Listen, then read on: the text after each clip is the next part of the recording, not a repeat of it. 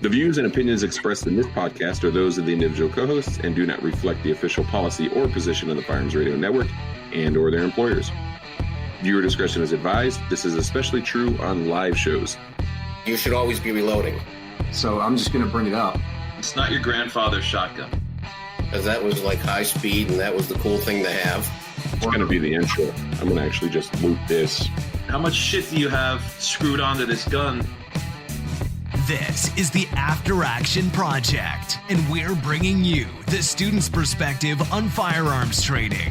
This is the podcast that takes you inside the eyes of the student and the mind of the instructor, from practical to tactical, medical to legal, and everything in between. If there's a course for it, this is your fly-on-the-wall After Action destination. This is the After Action Project. Stay tuned throughout the show tonight to find out how to get in on some bonus entries for a monthly giveaway. If you want to get a head start on that, go over to afteractionproject.com/giveaway. If you like what we're doing and would like to help support the show, visit patreon.com/afteractionproject. Huge shout out to all of our supporters over there. We definitely appreciate what you guys are doing. If you'd like to throw us some free support and appreciation, we would greatly appreciate a 5-star review on iTunes. A little known fact is that this is the least reviewed podcast on the Firearms Radio Network, and we need your help changing that tonight or tomorrow, but definitely this week. Tonight's episode, just like every episode, is brought to you by the Firearms Radio Network. Be sure to check out the other great podcasts on the Firearms Radio Network by visiting firearmsradio.tv. And I think this is the most redundant introduction in podcast history, with all the words that I use multiple times. But tonight we're joined by Benjamin DeWalt of Onsight Firearms Training and his student Jeff. Together they're going to bring us into the student seat of Ben's defensive shotgun course that was held at Ridgeline Training Center in New Hampshire a couple weeks ago. Be sure to get any questions or comments that you have for these folks going down below in the comment section wherever you're watching us, and we'll get those addressed throughout tonight's episode. Before we get much further into that, Ben, why don't you tell our listeners a little bit about yourself? And then when you're not shooting shotguns, what are you doing? Okay. Well, my wife and I run a company called Onsight Firearms Training. We work with, there's 6 of us total that work with the company. Most of us are based out of New York, the New York, New Jersey area. However, we've got a guy over in Massachusetts, up in Boston. We've got another guy out in Pittsburgh. I'm originally from Pittsburgh, so I do probably 90% of the teaching. I bounce from Maine to Virginia to Pittsburgh to Ohio to wherever it is that I can end up and teach at.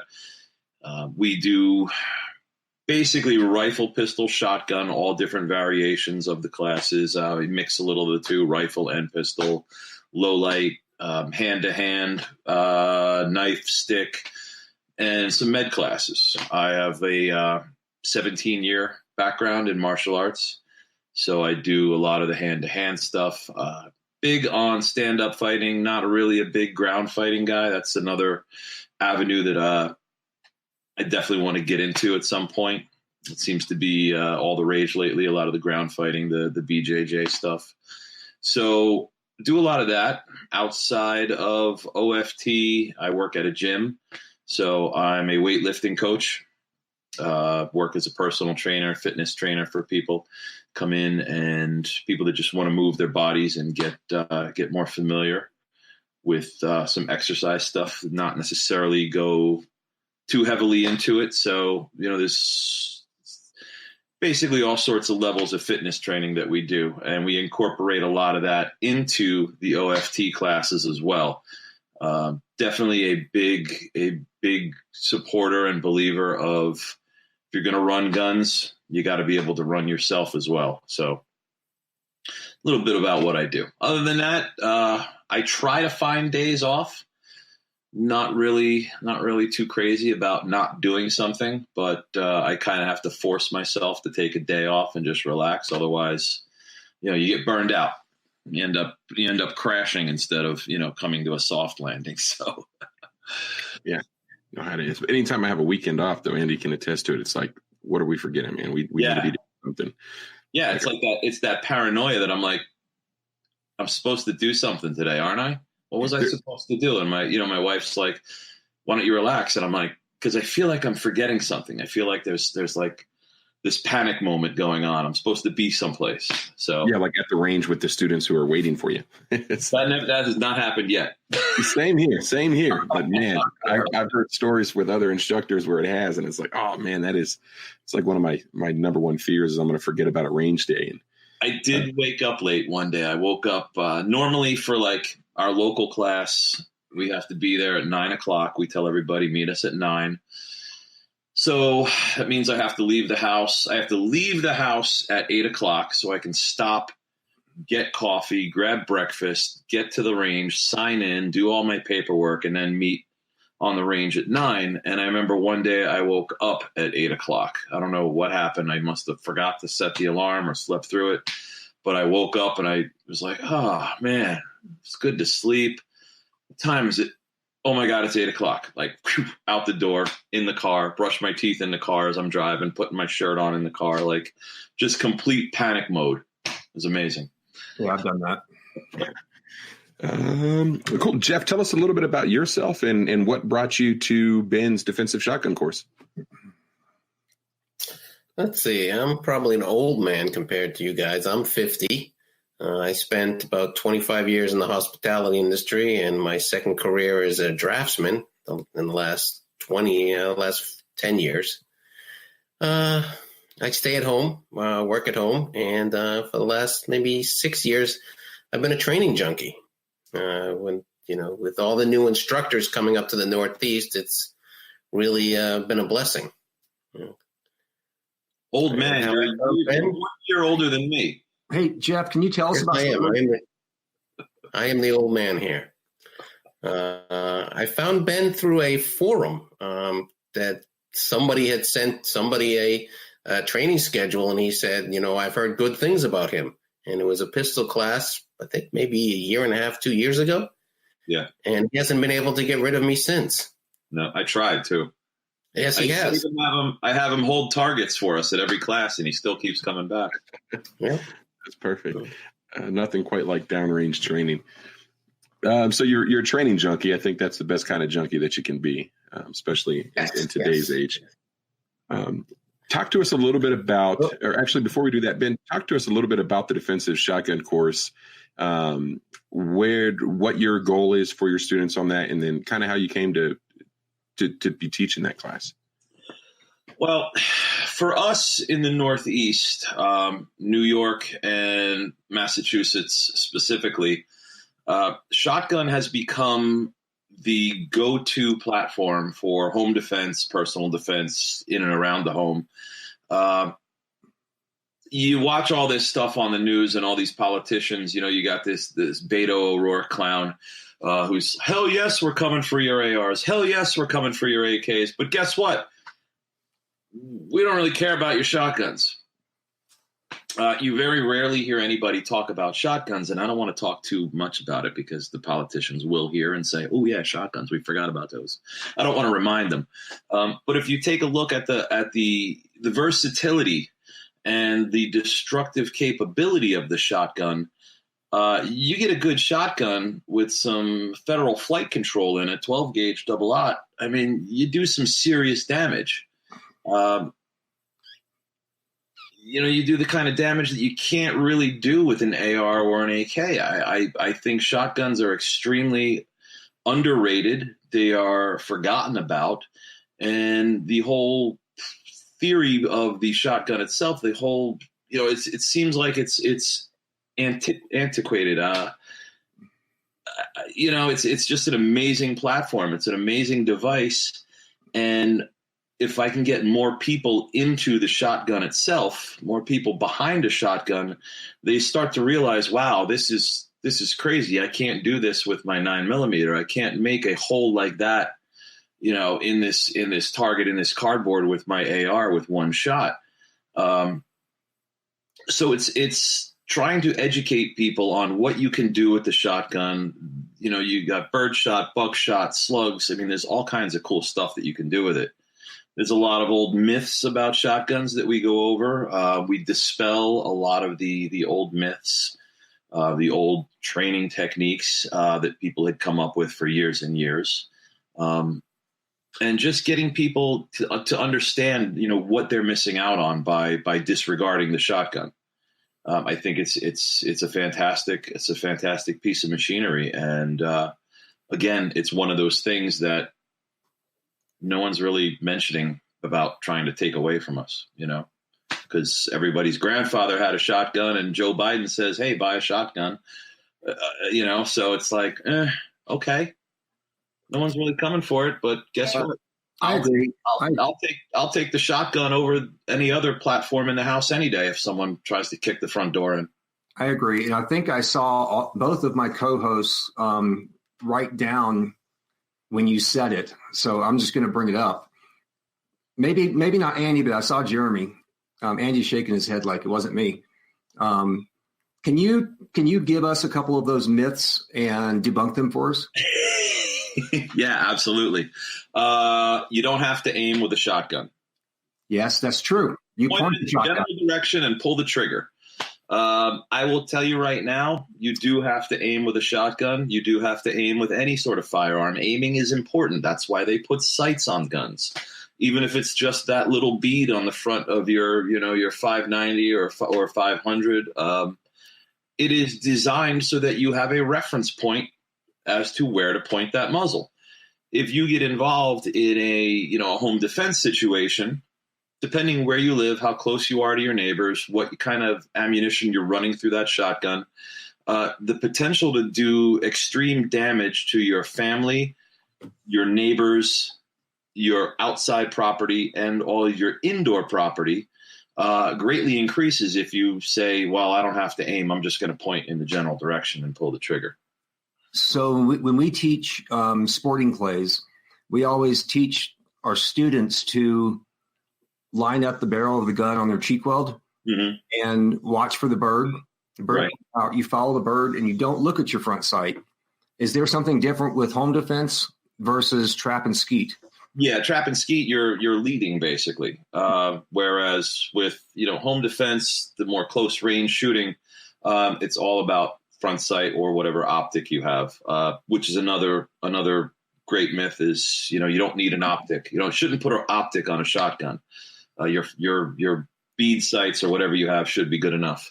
I run an RMR, Trigicon RMR on my 1301. And it is fantastic. It simplifies the process even more. It's a fantastic sight. I love the RMR on the semi-auto shotgun or even on a pump shotgun. It's fantastic for buckshot. It's fantastic for slug. Jeff will tell you we were making face shots on a target at 50 yards, and that is, a good portion of that is thanks to a decent optic on the gun. Yeah, that was going to be my next question because you mentioned range. So you mentioned 50 yards already. So, Jeff, tell me about that 50 yards shooting with a shotgun. What'd you get out of that? And did it give you any surprises that you could run a shotgun from 50 yards? Well, let me say first, I blew off my front sight on one of the shotguns I brought. And I was making hits constantly in the beginning. And as soon as that front sight came off, I was missing.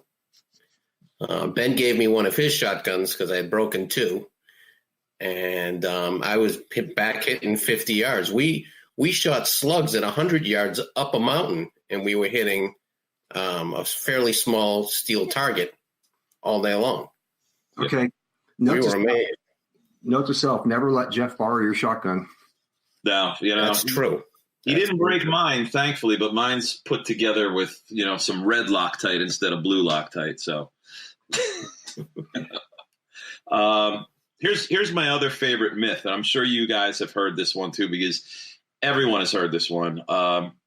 If someone breaks into your house, you don't actually have to shoot them. You just rack the handguard of your pump shotgun, and that will let them know that they need to get out of your house right away. That's a fantastic one. And anyone who says, oh, if they stay in the house after they hear that shotgun, then they're there to commit suicide.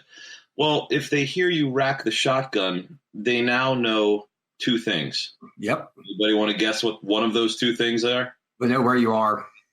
And they know that you have a gun, a shotgun, which means if that guy breaks into your house or that gal breaks into your house, I don't want to, discriminate, leave anybody out. And let's say they do have a pistol tucked into their waistband. And the minute that they hear that you have a shotgun and now they know where you are, that pistol may end up coming out. And where you previously had the element of surprise, now you are involved in a gunfight in your home. So, I don't have kids. We have a dog. That's it. He has not figured out how to switch the safety off on the shotgun yet. So, we keep magazine in the shotgun loaded. We keep one in the chamber, safety on, under the bed or someplace close by when we sleep. So I don't have to go and rack that first round. It's already there. If I hear something in the night, I pick up the shotgun, flick the safety off, and go work the house. But, basically that racking of the shotgun, you're giving it all away. You're giving your hand away before you even leave your bedroom or whatever. Agreed. What's the minimum or what's the required gear for the class? What does a student have to show up with class to take it? Clothes. They got to come dressed for whatever weather we have, particularly. I've had people show up to an outdoor class with T-shirt and a hooded sweatshirt on in February. And that really, it sounds kind of funny, but when someone is cold, when someone is uncomfortable, their mind isn't on the class. Their mind is on how cold and uncomfortable they are. When people say, oh, if it ain't raining, you ain't training. Yeah, if it ain't raining, you're not getting wet. And when your students are soaking wet in the rain, they're not thinking about the class. They're thinking about the fact that they're soaking wet, which if you're not 100% focused on what you're doing in the class, that creates a huge safety concern. Because now you're preoccupied and you're distracted while you have a live firearm in your hand or a loaded firearm in your hand. Yeah. So, hey, Jeremy, tell these guys about the coldest day of your life on the range. It was cold. It was in Colorado last year. I think with the wind chill, it was like negative something. I think it was 0 degrees or negative something. And I'm from Albuquerque. Like if it's close to 50, I'm in shorts on the range. right. So I'm not opposed to cold weather, but man, it was bitter. Andy, Jeremy, and I took a class in October, I think it was. Could have been November. I can't remember. It was last year. Yeah. And it was a counter ambush vehicle class. And we literally spent more time in our trucks with the heaters on than we did on the range. Yeah.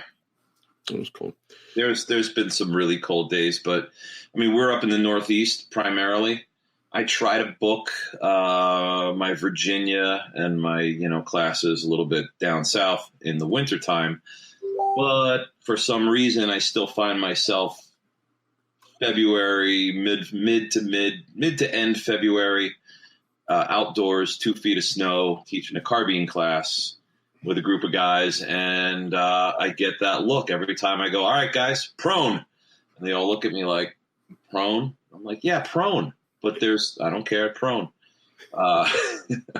You signed up for the class. You know what month it is. Yeah, exactly. So other stuff for the class, obviously a shotgun or two.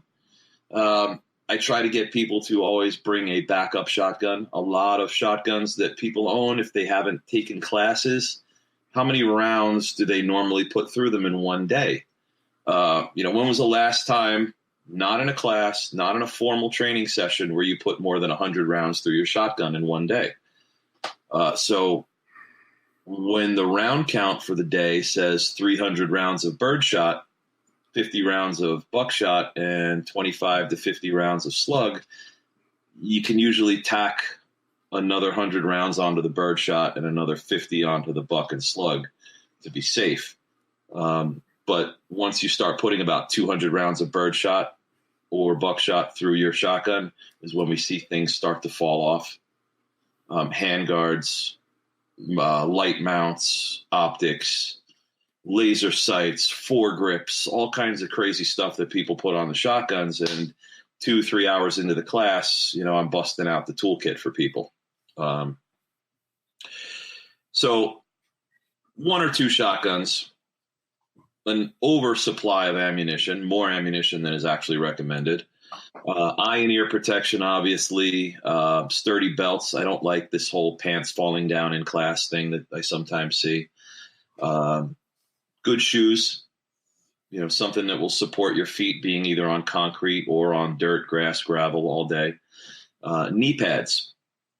Knee pads are a big thing. They're not just for making money behind the berm. They are for various different shooting.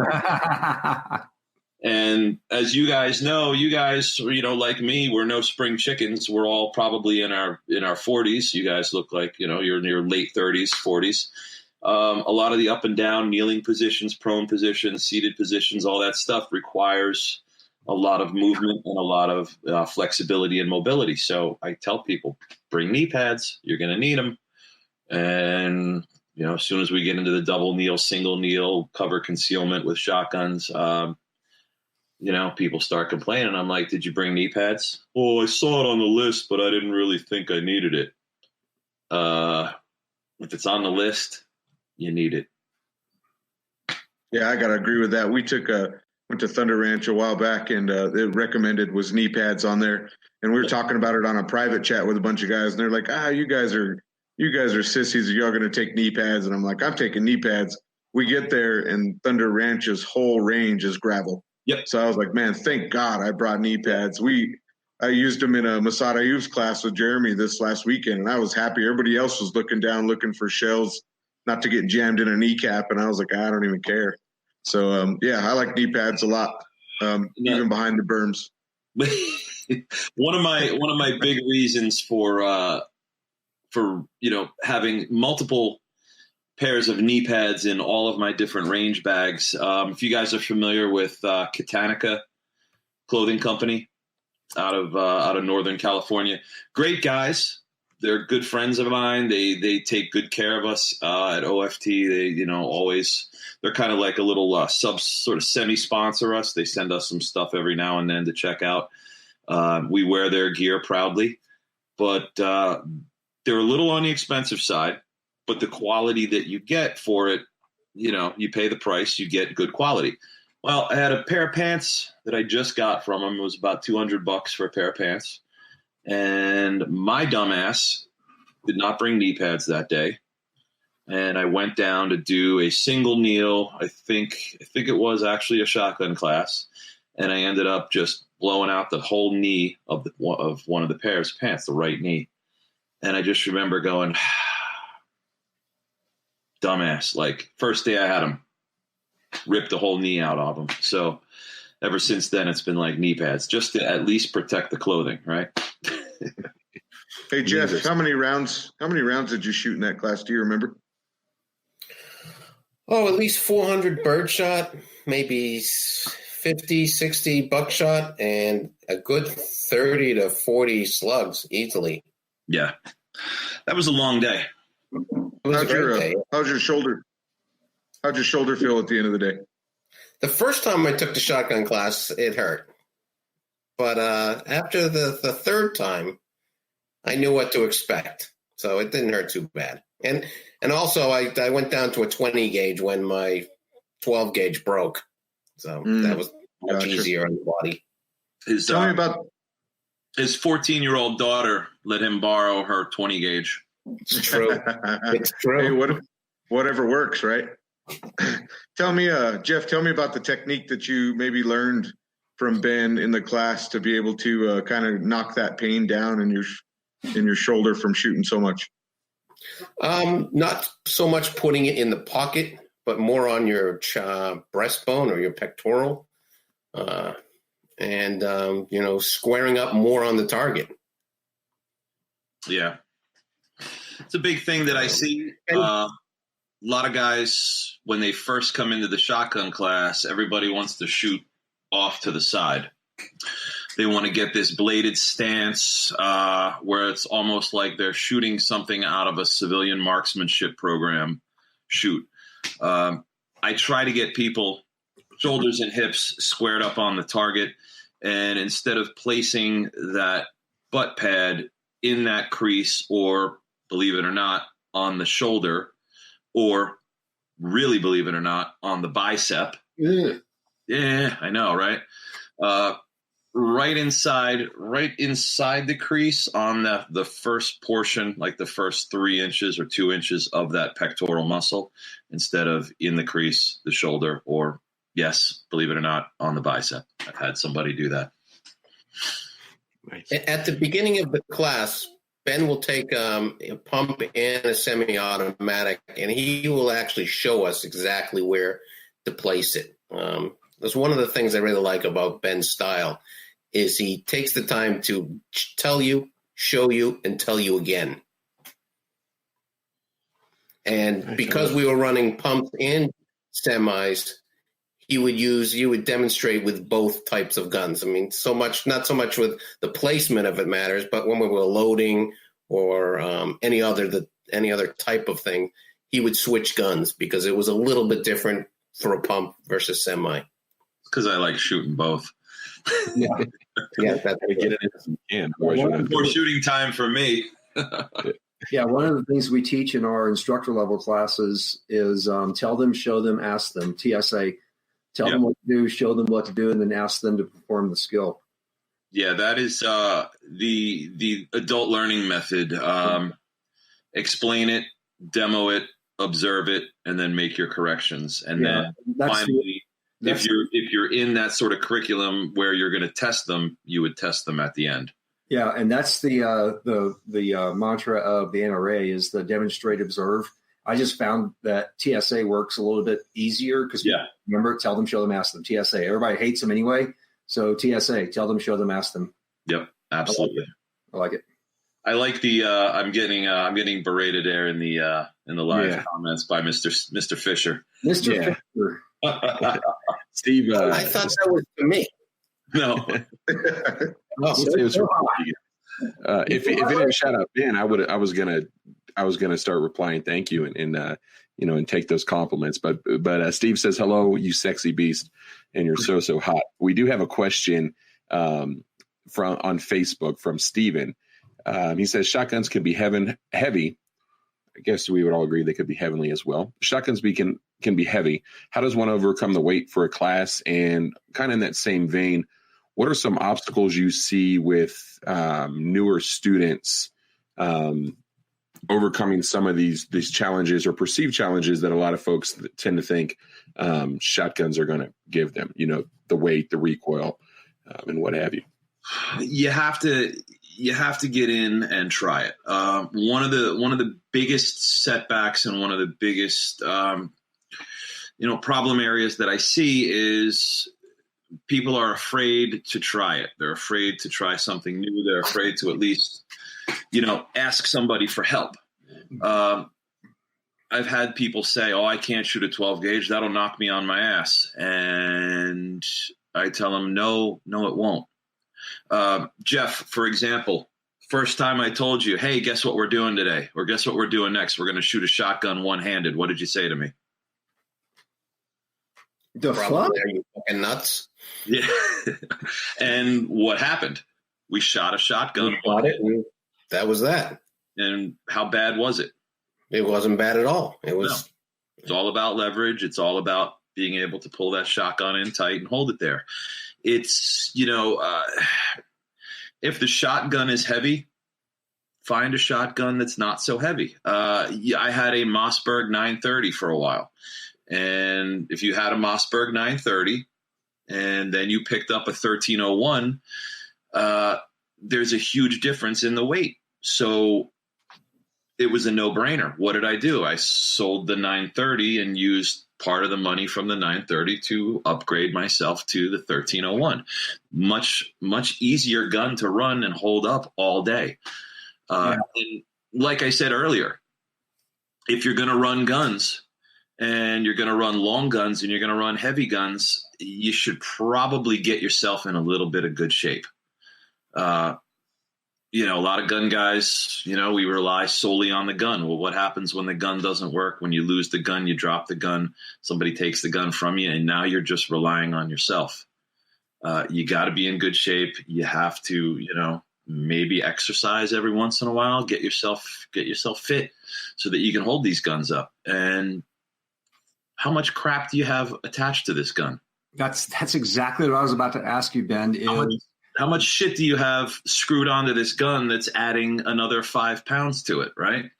Take a look at some of the ARs that you see people show up to classes with. They've got everything on there. They've got, a mag coupler, flashlight, a laser. They've got a magnifier. They've got an optic. They've got an MP3 player. They've got a USB port. They've got a beer koozie, cell phone attachment, all kinds of this crazy crap on there. Just strip down to what you need. The only thing that I run besides the RMR on the shotgun is a light. That's it. Even the side saddle's not really that heavy. So, my buddy Alex says ounces equal pounds and pounds equals pain. So the less crap I have on the gun, one, the less crap that's going to fall off, and two, the less crap I have on the gun, the lighter the gun is going to be. So, we got to do a little bit of forward thinking before we just start throwing stuff on the gun and adding, an extra 3 or 4 pounds to the gun. The first time I took a shotgun class was with Ben, and I had a 590 with a Surefire front end light on it because that was like high speed, and that was the cool thing to have in 1980. Well, yeah, I'm old. Remember that. And by the second half of the class, I could not hold that gun up. The Surefire light added so much weight to the front of the barrel, was unbelievable. As soon as that class was over, that shotgun was gone. Yep, gone. I remember those. I remember that handguard was big for a while, and it was the hotness. It was the new hotness for a while, and. Jeff, is that the Surefire handguard or it's the handguard with the light built in? Yeah, right. I have a friend of mine that's kind of a fan of those. He's got 3 or 4 of them on his shotguns, and I did notice when we went to the range and he brought a couple of those out that they are extremely. The weight gets to you after. They're heavy, and some people dig them, some people love them, some people run them like bosses, and other people it just beats up their hand every time they shoot it. I mean, it's not for everybody. You have to find what works for you, and you have to find what you want to put on there. But the more crap you put on, the more complications you're going to have down the road. Agreed. And if you're just firing 5 or 6 shots, it's fine. But when you fire 150 shots, it's a problem. What would you guys recommend a good entry-level shotgun be for somebody that's looking or considering a shotgun for a home defense weapon? Jeff, you want to throw in on it? I would, entry-level, I would say either an 870 or a 500 pump shotgun with nothing but rifle sights on it. Yeah, I'm a big fan of the 870. Mossberg 590, 500s are cool.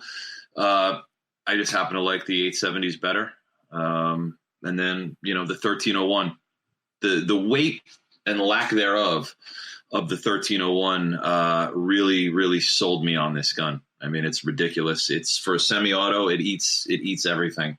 Where I've seen my buddies with their Benellis have a problem with low brass or, different types of birdshot. I just keep throwing everything into this 1301 and it just shoots it. It does not care. So, for a semi-auto, the 1301 all day. And then for a pump, 870. In the last class with Ben, everyone else ran 1301s except me. And there was very little problems, if any, if I can remember. I mean, I had the problems with the pump. It's getting to a point where, shotgun classes now, it's just, you might as well just advertise it as a, Beretta 1301 shooting class because everyone's buying them, everyone's running them, and it's fantastic. So how much money did I just spend on a new shotgun? About $1,000. Okay. I would say in and around 1,000 to 1,100, and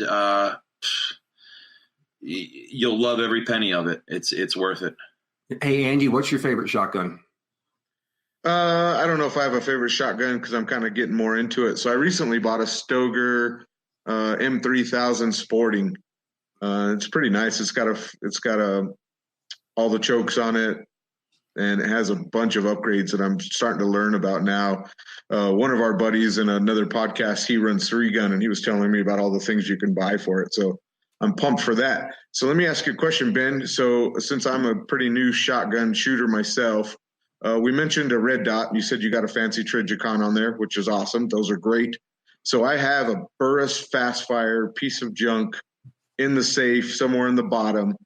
If I threw that on my Stoeger, would that benefit me at all? I think you already answered the question with what you're So tell us a little bit, share a little bit about the sights. I thought you were going to see if you would trade your RMR for your Fastfire.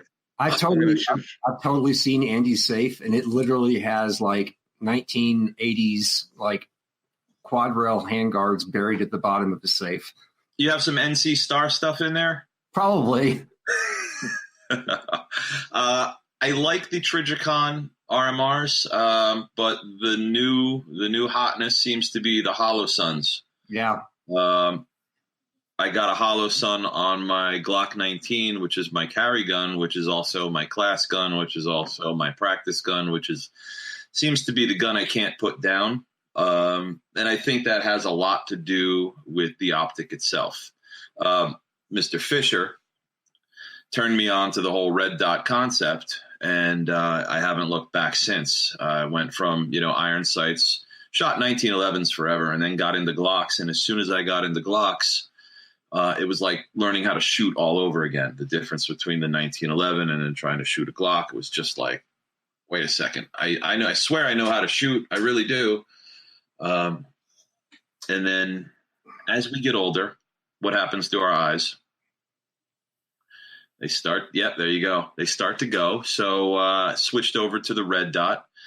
And now I just want to put, red dots on everything. It's just so fantastic. The price point on the Hollow Sun being about half the cost of the RMR is a huge selling point, a huge benefit to it. The RMRs are great. Hollow Sun, comparable. I run a 507C. Yeah, I run a 507C on my Polymer too, my Polymer 80, and it's great. I love it. Fantastic. You can buy 2 or 3 of them for the price of an RMR. So before we get off of that, have you ran the Hollow Sun on a shotgun? Or have you seen any come through class? Not yet. Have not seen any come into the class yet, but I'd just be interested to see how, because they're durable from everything we hear so far on pistols and whatnot. I'm just wondering how it would hold up in a shotgun. The problem is I bought like 3 RMRs, so they're on various things until they're no longer on there or they're no longer capable of being on there, and then I'm going to replace everything with a Hollow Sun. So, running a Hollow Sun on my Glock 19, and then I've got my 17 and a couple other things that have the RMRs on them. If it's not broke, I ain't going to replace it just yet. But if something happens where I'm switching out the RMRs, I'm going to replace them all with Hollow Suns. Yeah, I'm in total agreement with you. When I was at NRA annual meeting, I think it was last year, actually, I stopped by the Hollow Sun booth and talked to one of the gals there, and she was, I'm a straight up, I've got aim points on several of my rifles, and now I'm getting to the point where after talking to her and the technology and the customer service and whatnot, and I have no dog in this fight whatsoever, but if I have a choice to buy an optic now, it's going to be in a Hollow Sun. I've got several of them on several different not pistols, but rifles. Yeah. We're lucky that we have the access and the ability to ask these questions of people. Yeah. Steve, my buddy Dave Harrington, a bunch of other instructors, great sources for information. Jeff will tell you, I get, questions all the time. People text me, email me, call me, whatever. Hey, what do you think of this? Hey, what do you think of that? And I either say, well, I have one and I really like it, or I say I had one and I hated it and I took it to the range and shot it, or I say, hey, I've never used it. I have no clue if it's any good, but I'll find out. I'll ask somebody who's used it and I'll get you the answer. There's a lot of great resources to sort of vet this equipment before we go spending money on it. Whereas, back before, a lot of people were communicating like the way they are now. It was buy it, try it, don't like it, you're stuck with it. So it's a good option to just ask around. Getting back to the class, or actually back to the Remington 870, the good shotgun for an entry, or good first shotgun. What are some things that a new shotgun shooter can do to the shotgun, either the 870 or the 1301, to make it a little bit more user friendly? Shoot it a lot. Everyone that gets a new gun, they want to, I want to buy this accessory for it. I want to change this. I want to do this. I want to buy this. I want to add this to it. Take it out and shoot it first. And I don't mean like shoot 50 rounds through it. I mean like shoot 500 rounds through it. Like, this is where we really find what works on the gun, what we want to add, what we want to take off. How do I get good at shooting? I shoot my gun. How do I figure out, what I like about the gun? I shoot it. As far as the 870 goes, 870, the 500s, the 590s, even the 1301, one of the first things that I do to all of these shotguns is I take the stock furniture off and I put the mag pull furniture on. Huge fan of the mag pull furniture, just for the overall angle of that grip, the ergonomics of that grip. I mean, it's somewhere between a pistol grip and a traditional shotgun grip. It's almost European. Yeah, I'm just a huge fan of the way that this sits on the gun and the way that it holds in the hand. So I have found it very easy to shoot one-handed. I found it really easy to hold that up while reloading or clearing malfunctions or doing whatever it is, technical or admin work that I need to do to it. So, the mag pull furniture is a big plus, for me at least. But other than that, it's really just get out and shoot it. Get yourself familiar with your gun. Get comfortable with it. Understand how it works. Understand the way that it reacts. Everyone's looking for a quick shortcut. There's really no shortcuts other than getting down and putting some serious work and some serious time behind your gun. Yeah, I agree. My Remington 870 is fully equipped with Magpul furniture from top to bottom, and I absolutely love it. Yeah. Jeff, I want to kick it back over to. Sorry, go ahead, Jeff. I would add rifle sights. I find they're so much better than a bead.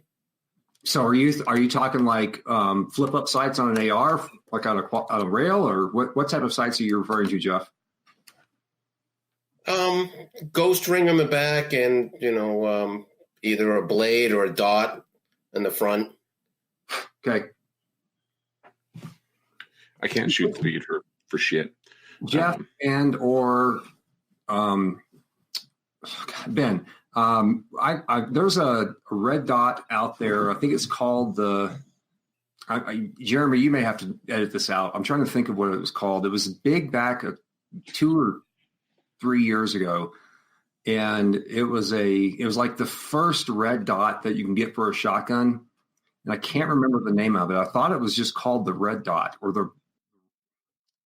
It wasn't the Leupold Delta point, was it? What's that? The Leupold or the Romeo by SIG or any of those? No, I don't think so. Jeremy, you just edit this out. I can't think of the word. It's going to be the intro. I'm going to actually just loop this like 8 times. Nice. If I think of it, I'm just going to blur it out like I have Tourette's, and you guys can, figure it out. Can you loop the part where he was distorted a little there? Come on. My internet sucks. Yeah, that wasn't the internet. your internet upstairs. Was that? I literally live in the middle of nowhere in the mountains. Me too. So Jeff, kicking it back to class, what was one of your goals, one of the goals that you had for yourself after attending this class?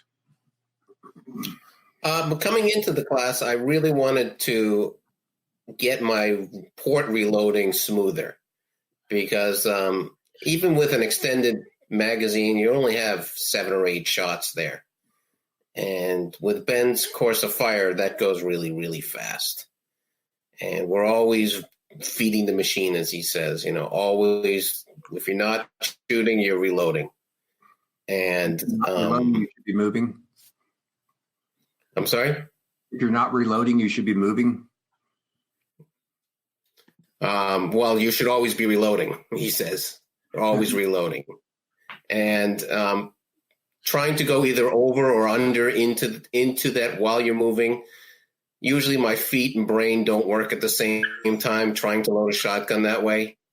And so that was a big goal for me to do it. And it worked, Yeah. He's motivating sometimes. Yeah, sometimes I yell behind you and go, "What the are you doing?" It's more, damn it, Jeff. Yeah. Damn it, Jeff. Yeah, that was the quote. We had 2 Jeffs in the class, Yes. and I had one guy named Jeff, was the other guy, and I said, all right, to this Jeff, I said, all right, your name is now Damn it, Jeff. So Nice.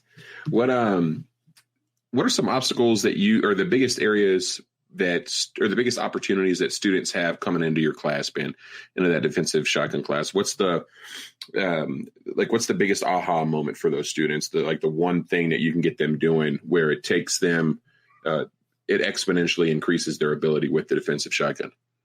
showing them what their ammo actually does when it's fired to the target. I like it.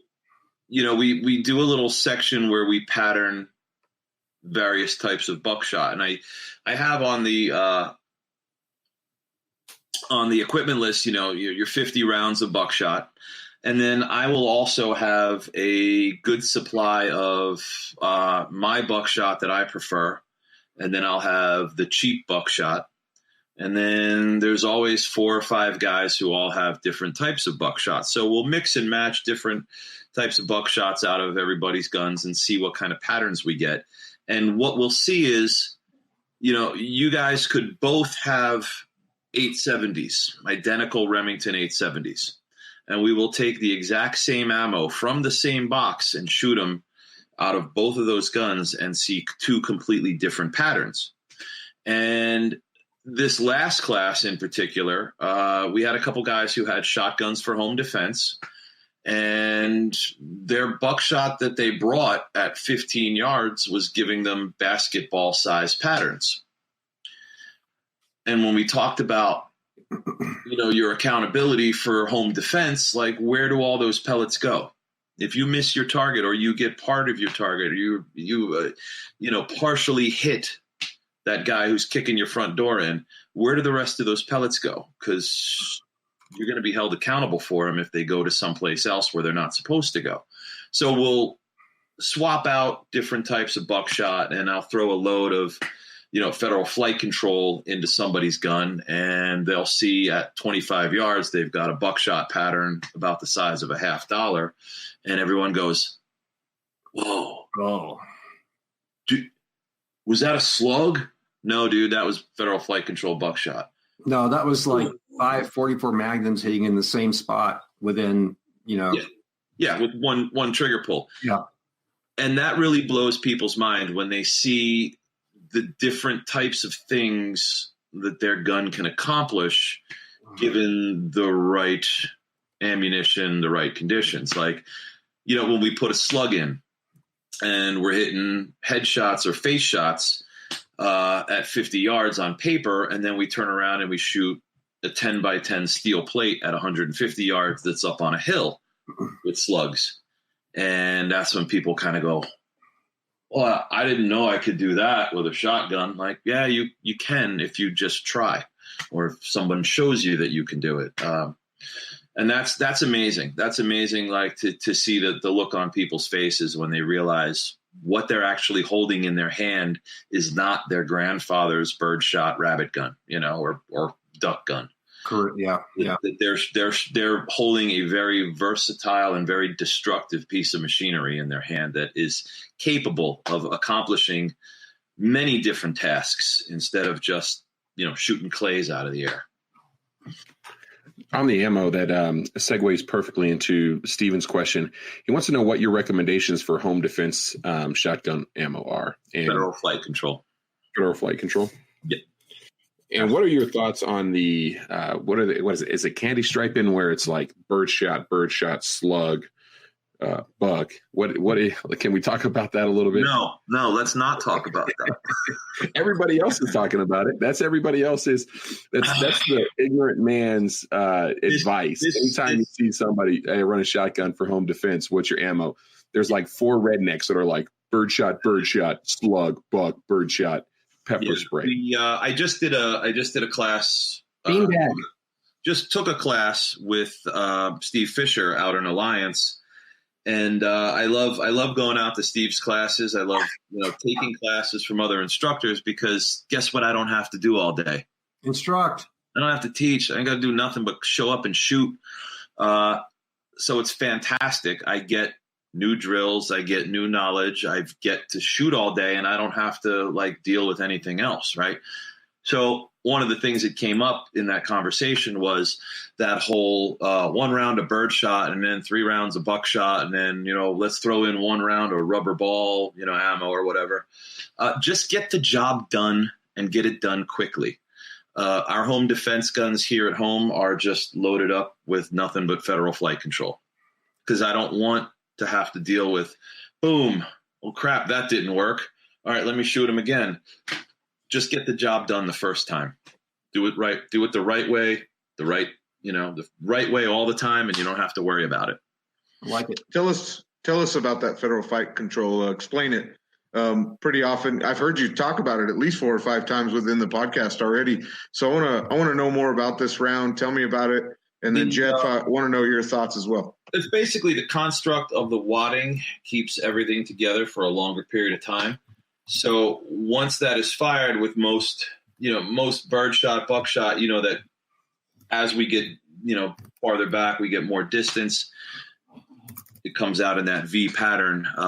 The flight control holds everything together tighter for a longer period of time or longer distance. So where you would see, your other Federals, your Remington TAC 8s, your Remington Express ammo, all that stuff at 25 yards, we get patterns like my one 870 will give me a pattern about the size of a basketball at 25 yards, whereas the Federal Flight Control will give me like a 4-inch pattern at 25 yards. The exact science of it, it's all ballistics. It's a whole rabbit hole.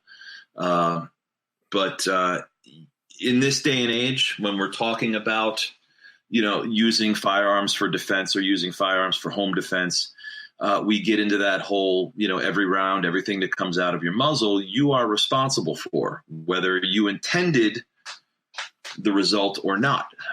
So my house, our neighbors aren't really that close.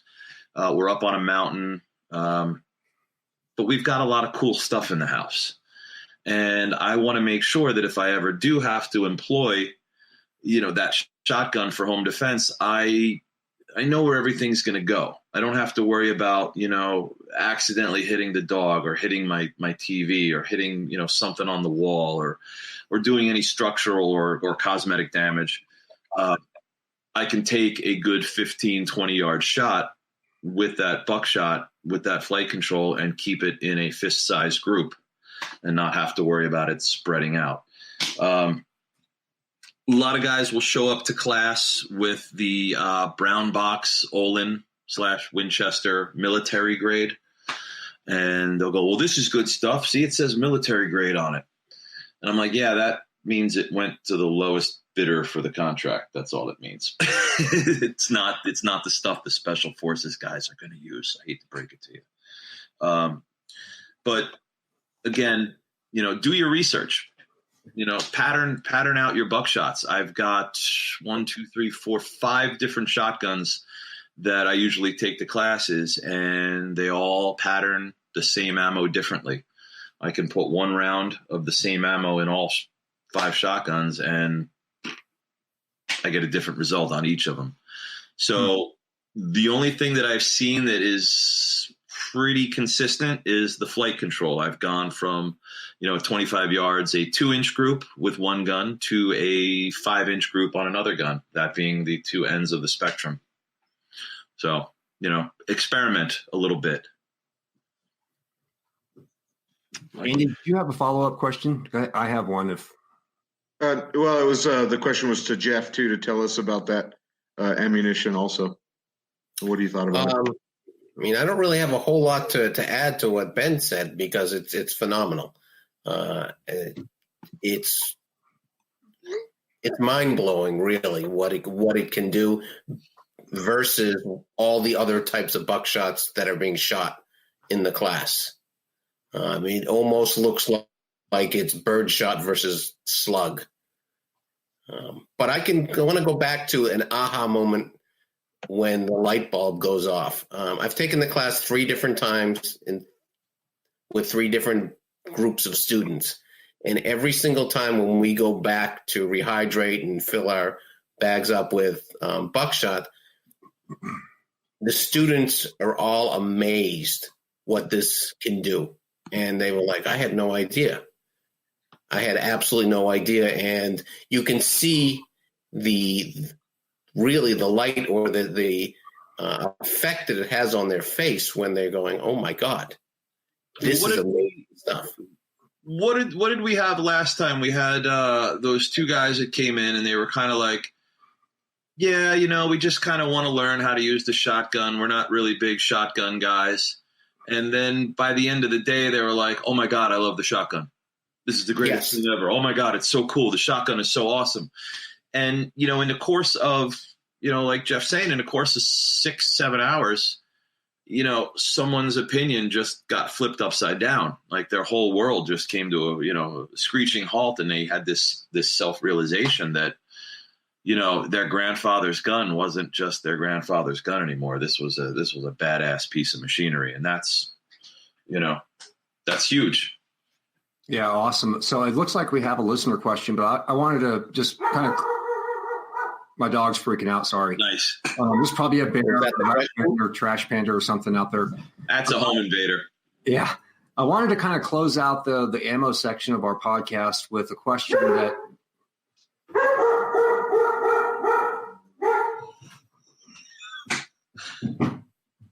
Jeff and Ben, have you used, and are you a fan of, if you have used, the tracker ammo from Winchester? I have not. Okay. I have not. I started using it I've only been a shotgun instructor for not very long, but both Andy, Jeremy, and I are new shotgun instructors, and I've been shooting shotgun in my entire life, but I started using the tracker ammo about 2 years ago, just taking people to the range and setting up my trap machine and, teaching them how to shoot clays. And I wanted to know if you had an opinion on that, but if you don't, then we can delete this and edit it out. But I find that the tracker ammo, it basically has a blaze orange or black wad that is designed to hold some of the shot in the wad. So the wad actually continues to follow the pattern as it goes further out. Normally when you shoot a shotgun, the shot goes out and the wad falls considerably lower than the shot pattern is, for the most part, as the distance increases. But the tracker ammo from Winchester actually holds some of the shot in the wad and continues to follow that shot pattern. So I didn't know if you guys had any experience with that or not. No, I guess I know what I'm buying this weekend, though.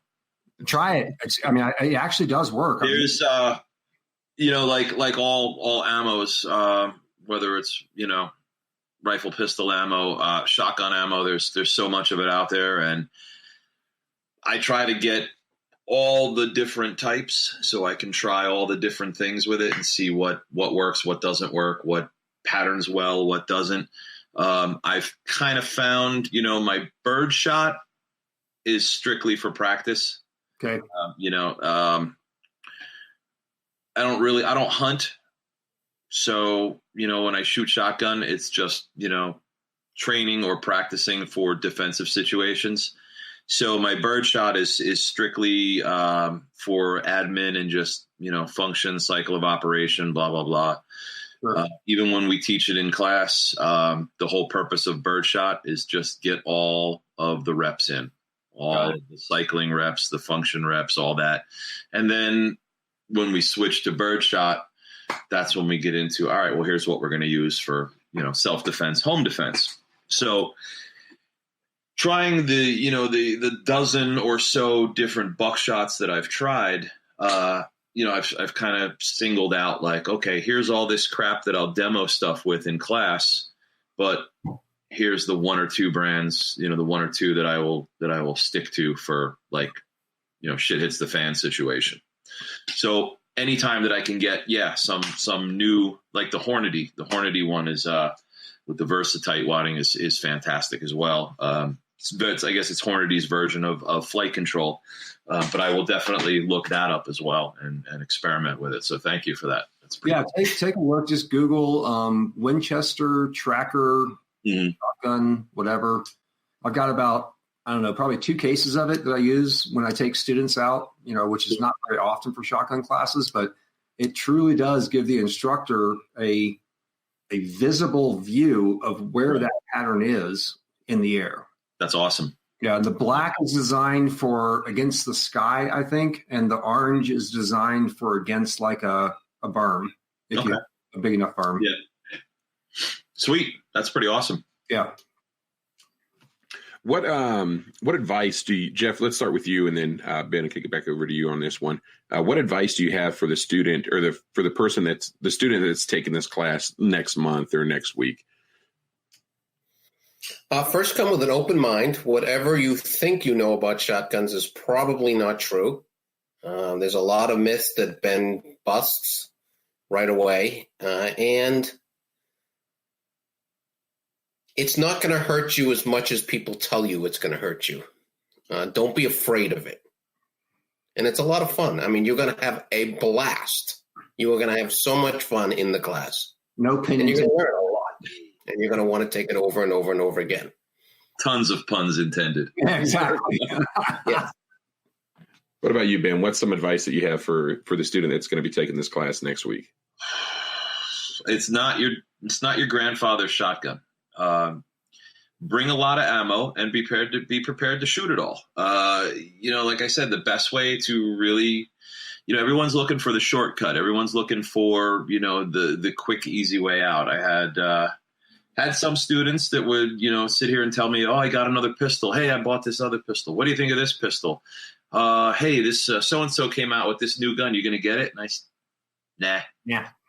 You know what I'm going to buy? And they're like, what? What are you going to buy? I'm going to go buy a couple cases of ammo and shoot what I've got, or take a couple classes from other instructors and shoot what I've got. Okay. And that's really, there's no shortcut. There's no magic special potion that you can take to be a great shooter. It's just getting the reps in, getting the time behind the gun, and be open-minded. Don't show up thinking that you're there to show off. Don't show up thinking that you're going to be the best shooter or the worst shooter. Just show up. Just show up and shoot. That's it.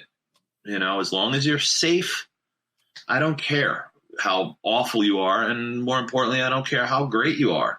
Obviously, I want all the students to excel, but I don't want people to be, intimidated or feel, oh, I can't go to that class. I just got an email today about a class coming up. And the guy who sent me the email basically said, yeah, I'm a former, IDPA, competitive shooter, but my friend wants to come and he's a new shooter and he's not really familiar with a lot of these defensive techniques. And, he's a really safe shooter, but he's not up to speed on all this, this high speed stuff. And I was like, so what? Tell them to come out. This is how you learn, by going. You don't learn by staying home and saying, oh, I can't go to that. That looks like too much for me. Trust in yourself and trust in, the person that you're taking the class from. There's been classes where I've hopped into where I'm like, man, I don't know how I'm going to do in this class. And I ended up doing fine. Trust your instructor and trust yourself. That's, my best advice for people. And use that project to vet your instructors. Yeah, do some research. I always tell people, if you're going to an instructor who doesn't take classes themselves anymore, what are you going to learn? You're going to hit that glass ceiling, where it's, the guy who knows everything. And usually someone who says that they know everything usually doesn't know very much. So, I continue to train. As much as I teach, I try to balance it out with, as much taking classes as a student. Sometimes an instructor, always a student, as the saying goes. Yep, definitely. Hey, Ben, tell us about the targets that you use. Being it's a shotgun, typically we use cardboard backers with paper. Does that change for shotguns, just being that it's a shotgun? Yeah. You guys ever heard of the company Uline? Yes. Yeah, they're big fans of ours. We use the cardboard backers for rifle and pistol, and for buckshot and slug.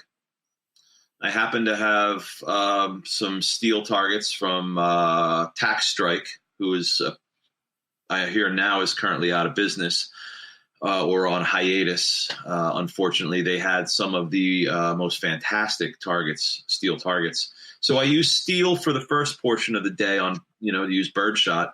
Otherwise, if you go to cardboard with birdshot for the beginning of the day and you're running 200-300 rounds through, onto cardboard, you're going through, 30 sheets of cardboard, in 2 or 3 hours.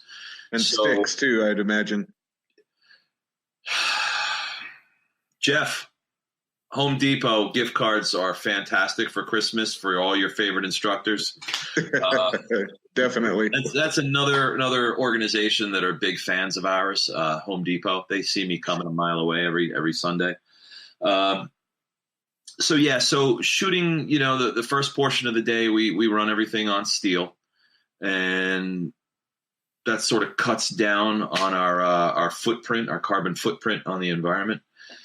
So Al Gore doesn't come and give me a hard time. But the first portion of the day, we run all the birdshot, sort of do all the cycling and functioning and all the learning on steel. And then, second portion of the day when we start getting into more specific work, more precision work with slugs, that's where we run it on cardboard. And we have our own OFT target that you can get from a company called targetsonline.com. Go into their cardboard and paper target section, and our target is on there. It's a pretty cool target. We designed it. Can you say that one more time for us? Targetsonline.com. And they are fantastic. We have targets on there. Steve Fisher has his targets on there, his Sentinel Concept targets on there. A couple other guys have targets that you can go and purchase. So we use those. And other than that, Tom Gibbons Rangemaster qual targets are good. Those are another ones that we use for some of the buckshot and slug work. But as far as birdshot, it's, just straight steel. It's the only real way to economically, run 200, 300 rounds per student downrange without destroying, your whole supply of cardboard for the month. So Ben, why would you not use clays? I get the difference in the sporting side of things versus the defensive side of things, but even though you're tracking targets versus just shooting a stationary target, why wouldn't you just use a clay thrower and not? Is it a pattern thing? I mean, that's what I'm thinking. I want you to answer the question though. The range that we use and most ranges that we use are of the typical 25 by 50 or so walled off bermed ranges. Okay. So I would need to actually teach the class on, a trap and skeet field. Okay. As opposed to, guns in the air. Okay. That makes sense. I really do. So, the range limitations sort of dictate what we can do. And then if we run the class at an indoor range, a lot of indoor ranges, want us to shoot buckshot only. So we've got a much more compacted type class. We have a range that we use in Long Island every once in a while, and their deal is slugs only. Yeah. So we do a shotgun accuracy class indoors when we just use slugs. So, depending on what we can get away with at the range, usually shooting up into the, 20 guys or, 10 to 20 guys shooting shotguns up in the air all at the same time. It's kind of weird. That makes sense. Yeah. Usually your attackers don't have wings anyway. So yeah, that's probably the hard part. We're teaching defensive. We're teaching self-defense and home defense. So, where's that shotgun going to be pointed? Right here, straight ahead. Yeah. Going back to your targets, is that the OFTT silhouette paper? Yes. You found it? Yep. Yeah. That's it. It's got the upper thoracic circles. It's got the T-zone and a little upside down triangle pyramid zone that are in the squishy bits, as my wife calls it. And then we've got some, squares and circles at the top, and then some numbers at the bottom for your precision work. One of the cool things about the target, if you can't get out to 25 yards, you can't get out to 50 yards, just go for the smaller little boxes and circles. Change your target size instead of changing your distance. Yeah, so my wife has a different definition for squishy parts. Just saying. Whatever you're into. I don't pass judgment on anybody, what anybody does in the bedroom. Is there a minimum skill set that a student should have prior to taking this class? Not really. One of the things that I really try to do is to teach people. The less the student knows as far as the firearms go, sometimes that's better because I don't have to unlearn what you've been doing in your backyard with your can of beer in one hand and your shotgun in the other for 25 years. It's the here, hold my beer while I shoot this. Whatever. Not having to sort of deprogram bad habits is always a plus. The only thing I ever ask is that you are competent enough to run the gun safely, which usually involves two things: muzzle discipline and trigger finger discipline. As long as you can handle that, we're good to go for the day. But violations on those two, and is that your stuff over there? Yeah, cool. Pack it up. Get off my range. Yeah, and that's the guys that have been shooting for their entire life they can't the ones that get kicked off ranges.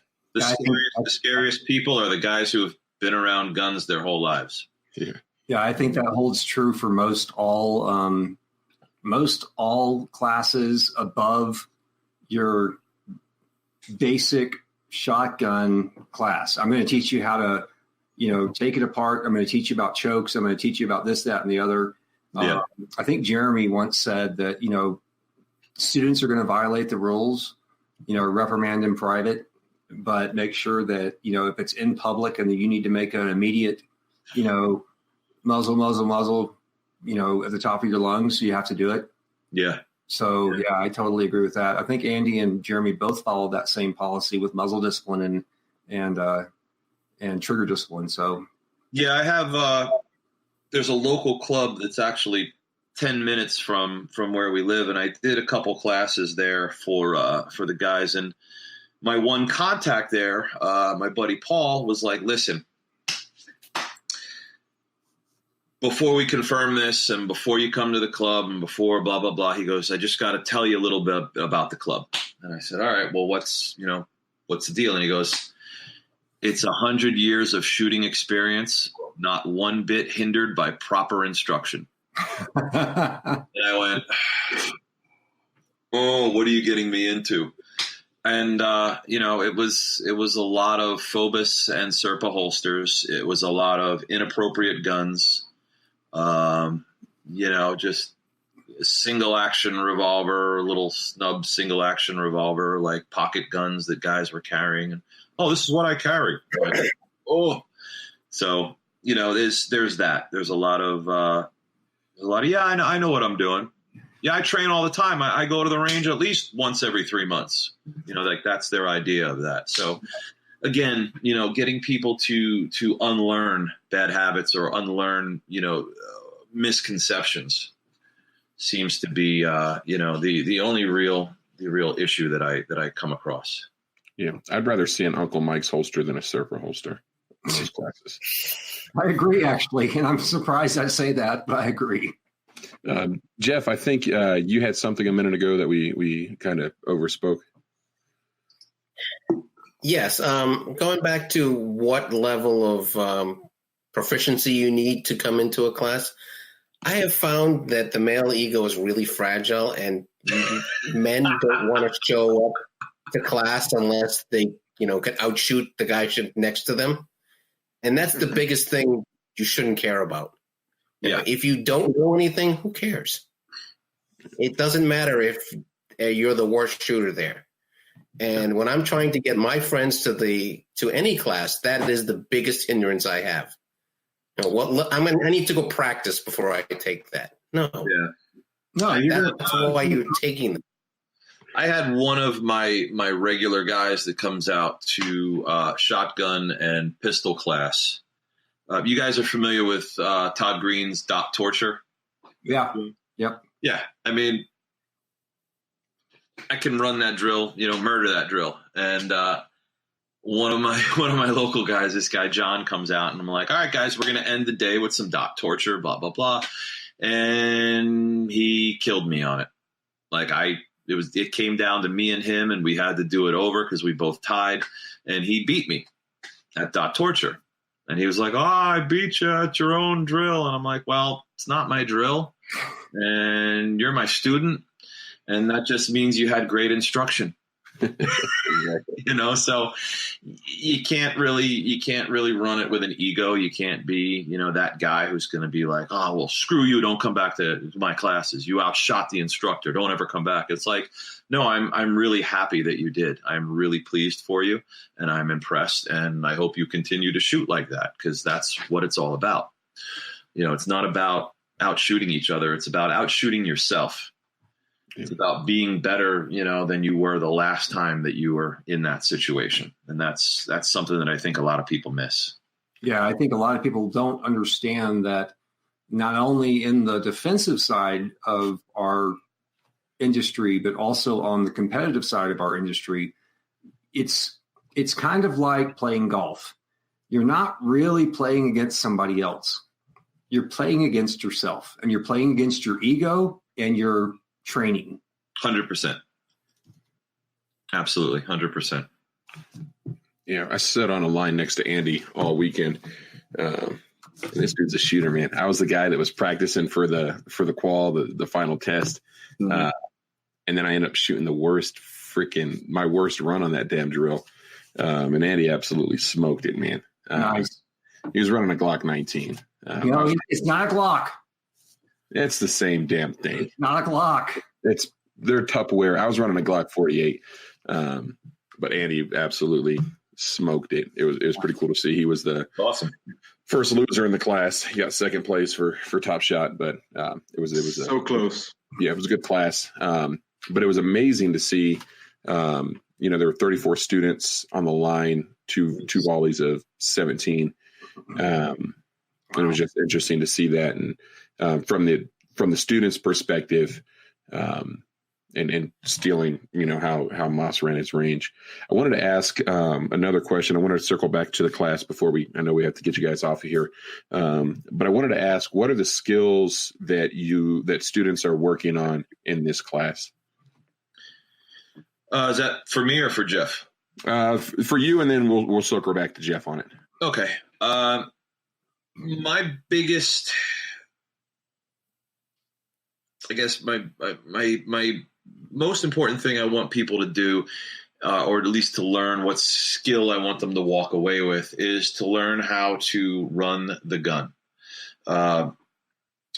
it's really easy to make someone a good shooter because all they need to do is stand still, line up the sights, pull the trigger, right? It's really difficult to get someone to be a good gun handler or a good gun manipulator.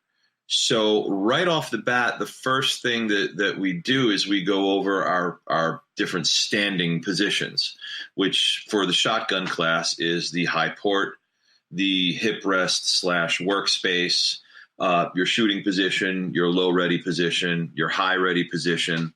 And then from there, once I've, gotten everybody sort of on the same page with that, and I can call out, high port, and everyone comes to high port, shooting position, and they'll bring the gun into shooting position, low ready, and they'll drop down, to low ready or whatever.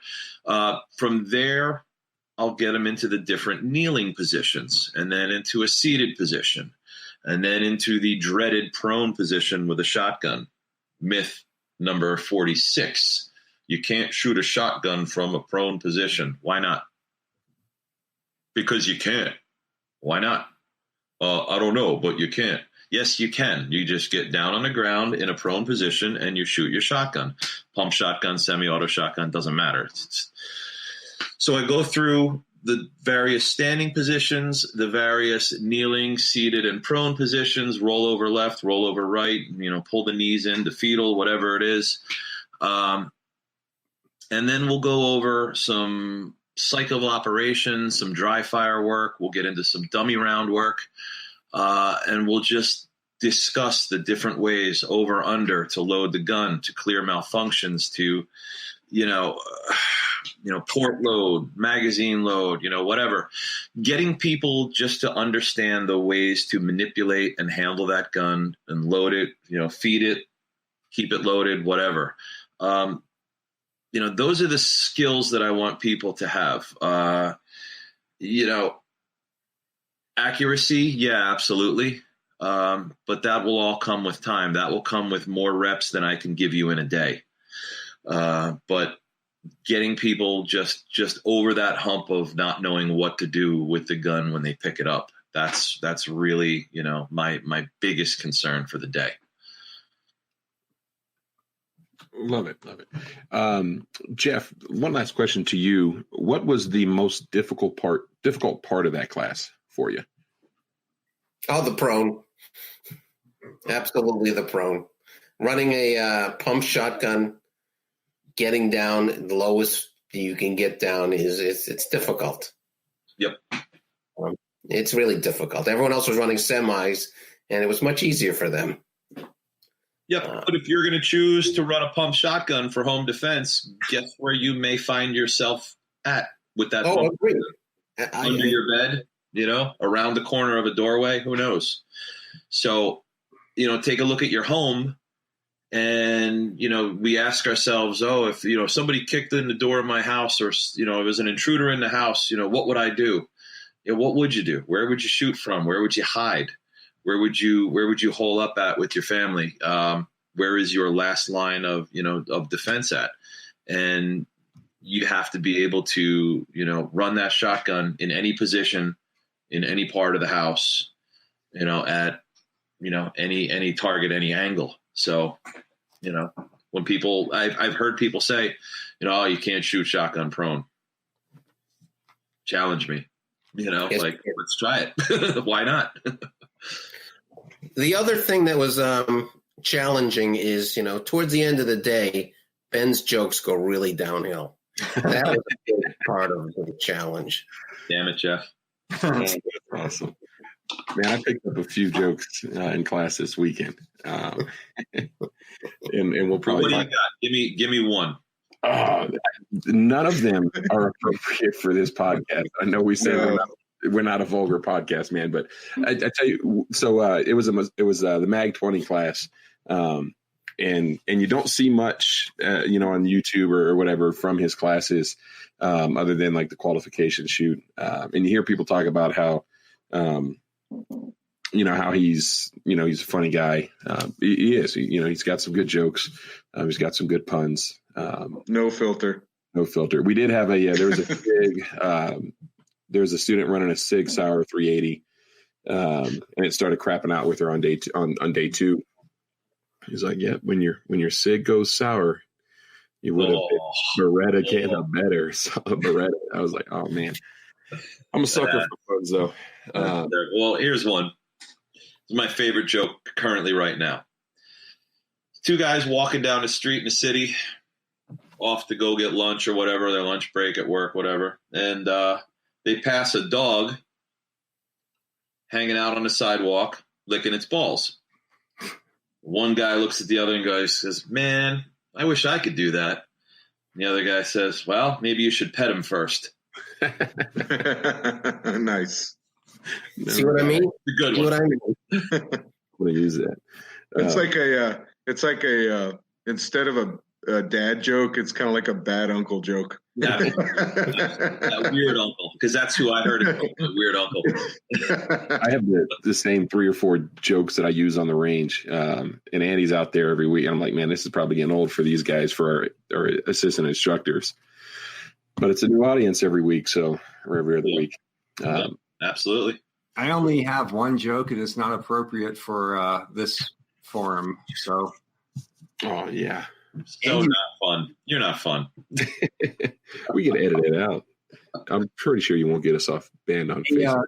Hey, Jeff, where are you right now? I'm in Boston. Where? In Boston, Massachusetts. Oh, Boston. That's a good place for you to go fuck yourself. Whoa. That's all I got. You should have said that to Andy or me, man. Not a guest. He couldn't say it to me because I would have already answered it for him. Oh God. That's a good one. That is literally the only joke I have. Oh man. That's a good one. He's not lying either. Please put that out, because I'm going to send you a joke book. I'm going to get you. One of my associates from the gym today went to go vote, and I texted her and I was like, hey, make sure you vote pro-gun. She writes back, first of all, it's my right to vote for whoever the hell I want to vote for, so don't tell me how to vote. And she goes, secondly, of course. It's like, nice. All right, you got me. Yeah, I'm going to send Judson a copy of Yehuda's joke book. Don't. Please don't, because we'll hear it 4,000 times. Nice. Yeah. Well, it's going to be about seriously, don't take that personally. That's literally the only joke I know. Don't take it personally. We're not going to be able to get any guests on the show. It's going to be about 11 o'clock your guys' time. I really do appreciate y'all jumping on here and staying on with us as long as you have. Yeah. Be sure to check out Onsight Firearms Training at oftllc.com. And if you don't mind typing .us. I'm sorry, oftllc.us. Are you some kind of commie? I guess. Hey, that's a good place. .us. .us. oftllc.us. That's down in the show notes correctly. I'm better with typing than I am with speaking stuff out loud. Instagram, Facebook, MySpace, are you on any of those social media platforms? MySpace is still around? I think so. We're on Twitter, Instagram, Facebook, Grindr. No, not on Grindr. I was going to say that's how Judson knew you. Yeah. Hey, we're on Slammer, not Grindr. Nice. Hey, Jeremy, are you on Tinder?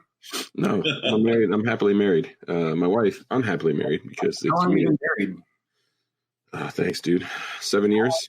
How long have you been happily married? 7 years. 7 years, and we've been together for 10. So how long have you been happily married? 7 years. My wife is awesome. She puts up with way more stuff than she ought to. I'm on the range 2 or 3 times a month, and then I'm taking classes on the other weekend while she gets to parade the kids around and do everything else, right? So I'm using vacation days that we could be doing family stuff, and I'm taking a Masada Ayub class next year, Tom Givens. Hopefully we can either get Ben out here or get out to Ben and take a shotgun class, because that's on list of classes that I need to take and that I want to take. I'll go anywhere. Okay. Let's talk about that when we jump off there, because I think we do need to get a defensive shotgun course going. Cool. So appreciate everybody jumping on. Remember, it's your life, it's your safety and protection, it's your responsibility. And thank you guys for keeping us the safest podcast on the internet. 41 episodes now, no desk pops or negligent discharges. Hang on. We'll keep that streak going next week. Appreciate it. Y'all have a great night. Man, we really hope you enjoyed listening to that episode as much as we did interviewing and having our guests on. Be sure to share this with your friends and family and head over to patreon.com/afteractionproject. We'd love to have you on as a guest panelist, and be sure to check out those other rewards that we have for our Patreons. If you're a recent graduate of a firearms-related training course and would like to join us on our show, or if you'd like us to review a specific firearm-related training course or instructor, shoot an email to show@afteractionproject.com. Remember to join a local firearms advocacy organization. As always, stay safe, shoot straight, and remember to secure your firearms so that unauthorized persons cannot gain access to them.